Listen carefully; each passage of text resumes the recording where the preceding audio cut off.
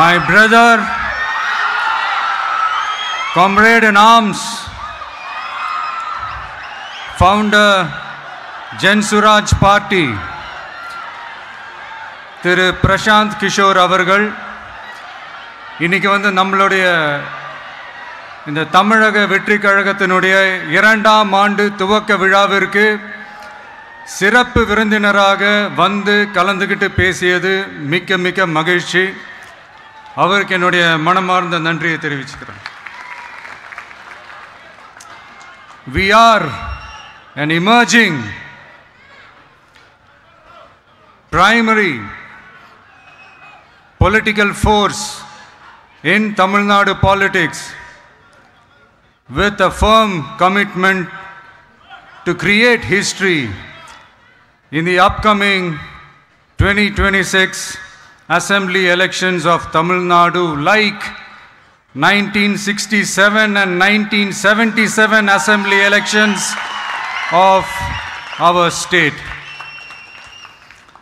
Without compromising our party's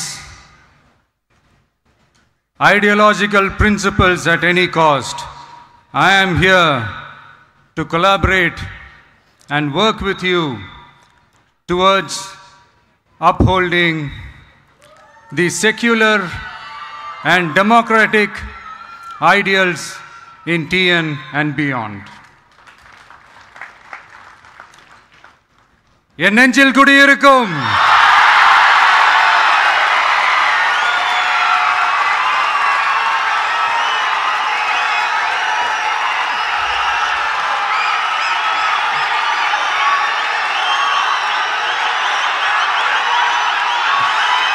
என்னுடைய தோழர்கள், தோழிகள்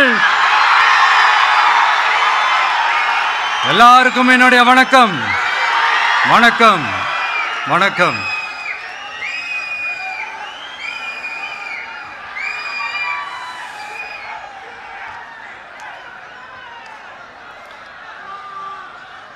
இந்த அரசியல்னாலே வேற லெவல் தான்ல.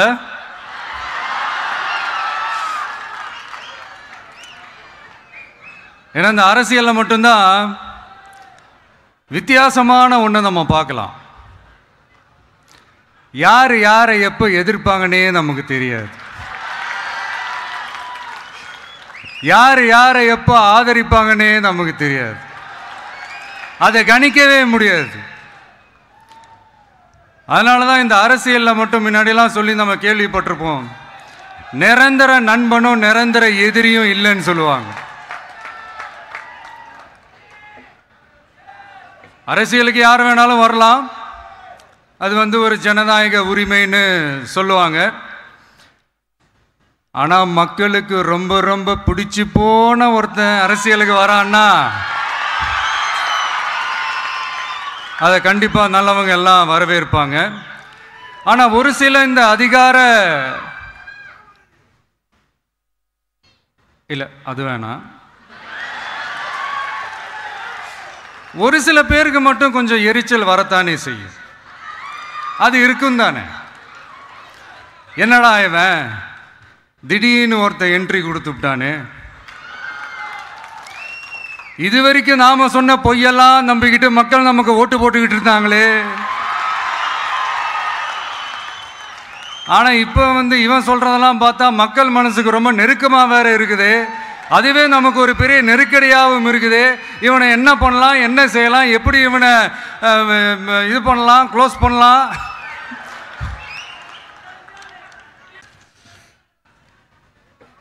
இப்படிப்பட்ட ஒரு அரசியல் காலத்தில் கொஞ்சம் கூட ஒரு பயம் இல்லாமல், ஒரு பதட்டம் இல்லாமல், வர்ற எதிர்ப்புகள் எல்லாத்தையும் சும்மா லெஃப்ட் ஹேண்டில் டீல் பண்ணிக்கிட்டு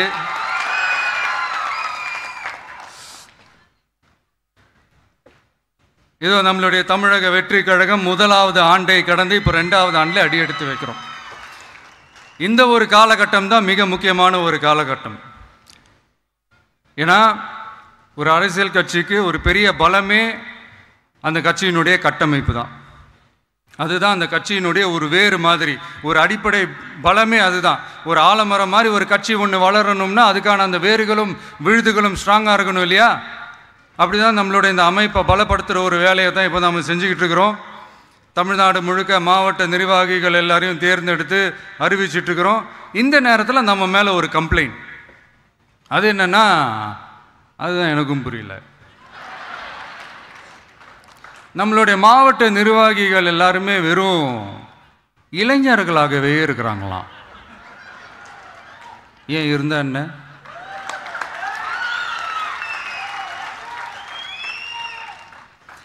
அறிஞர் அண்ணா அவர்கள் கட்சி ஆரம்பிச்சப்பா அவர் பின்னாடி நின்னதும், புரட்சி தலைவர் எம்ஜிஆர் அவர்கள் கட்சி ஆரம்பிச்சப்பா அவர் பின்னாடி நின்னதும் வெறும் இளைஞர்கள் தான். அந்த இளைஞர்களால தான் 1967லையும் 1977லையும் அந்த 2 தேர்தலையுமே ஒரு மிகப்பெரிய ஒரு வெற்றி கிடைச்சது. வரலாறு, அதுதான் வரலாறு.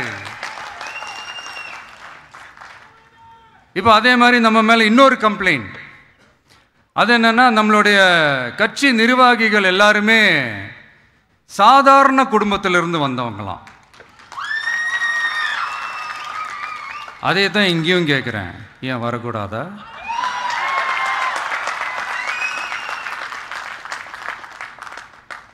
சாதாரண குடும்பத்திலேருந்து வந்தவங்க தான் பெருசு பெருசாக சாதிச்சிருக்கிறாங்க. இன்னும் சொல்ல போனால் நம்மளுடைய கட்சி எளிய மக்களுக்கான கட்சி தானே. அப்படி இருக்கும்போது நம்மளுடைய கட்சி நிர்வாகிகளும் எளிய குடும்பத்தை சேர்ந்தவங்களாக தான் இருப்பாங்க. நம்மளுடைய கட்சி ஒன்றும் பண்ணையாறுகளுக்கான கட்சி கிடையாதுல்ல.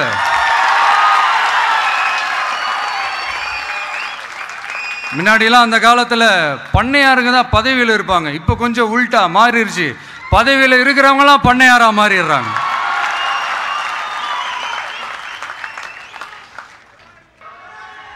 மக்களுடைய நலனை பற்றியோ, நாட்டோட நலனை பற்றியோ, வளர்ச்சிகளை பற்றியோ எதை பற்றியும் கவலைப்படாமல் பணம் பணம் பணம், எந்தெந்த வழிகளில் எந்தெந்த ரூட்லலாம். இப்படிப்பட்ட இந்த மைண்ட் செட் உள்ள இந்த பண்ணையார்களை அரசியலை விட்டே அகற்றுவது தான் நம்மளுடைய முதல் வேலை.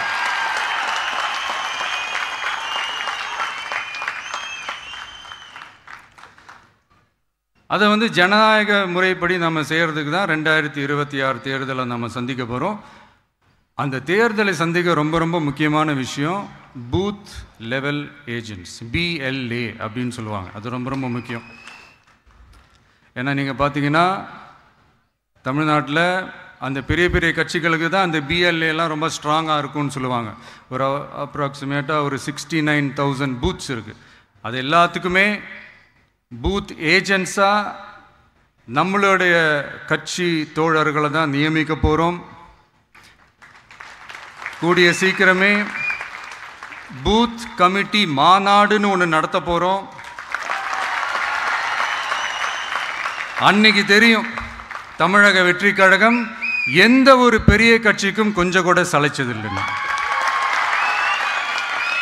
அன்னைக்கு தெரியும் தமிழக வெற்றி கழகம் தமிழ்நாட்டில் முதல் சக்தியா, முதன்மை சக்தியா, பவர்ஃபுல்லா இருக்குதுன்னு அன்னைக்கு ப்ரூவ் ஆகும். இப்போ புதுசாக ஒரு பிரச்சனை ஒன்று கிளப்பி விட்டுட்டு இருக்கிறாங்க, மும்மொழி கொள்கை.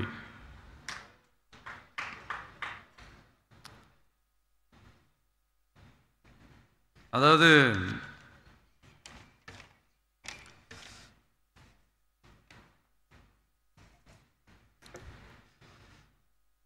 இதை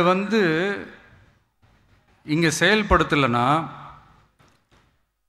இந்த கல்விக்கான நிதியை நம்மளுடைய மாநில அரசுக்கு கொடுக்க மாட்டாங்களாம். இந்த LKG UKG பசங்க சண்டை போட்டுப்பாங்க தெரியுமா,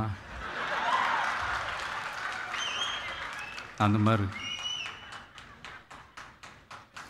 கொடுக்க வேண்டியது அவங்களோட கடமை, இங்கே இவங்க வாங்க வேண்டியது இவங்களுடைய உரிமை. ஆனால் இவங்க 2 பேரும்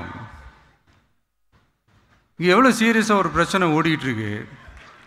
இவங்க 2 பேரும் அதாங்க நம்ம ஃபாசிசமும் நம்ம பாயாசமும்.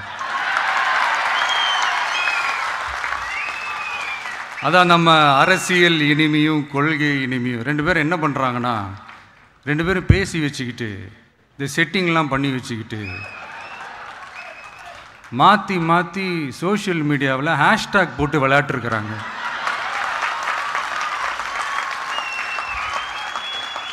இங்கே என்ன நடந்துக்கிட்டு இருக்கு? அதாவது இவங்க 2 பேரும் அடிச்சுக்கிற மாதிரி அடிச்சுப்பாங்களாம். அதை நாங்கள் நம்பணுமா? மக்கள் நம்பணுமா? What bro, it's very wrong bro.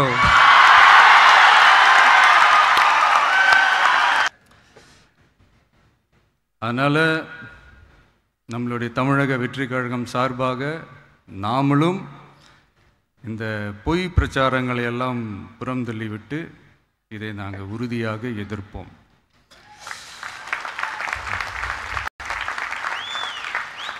கான்ஃபிடென்ட்டாக இருங்க, நல்லதே நடக்கும், வெற்றி நிச்சயம்.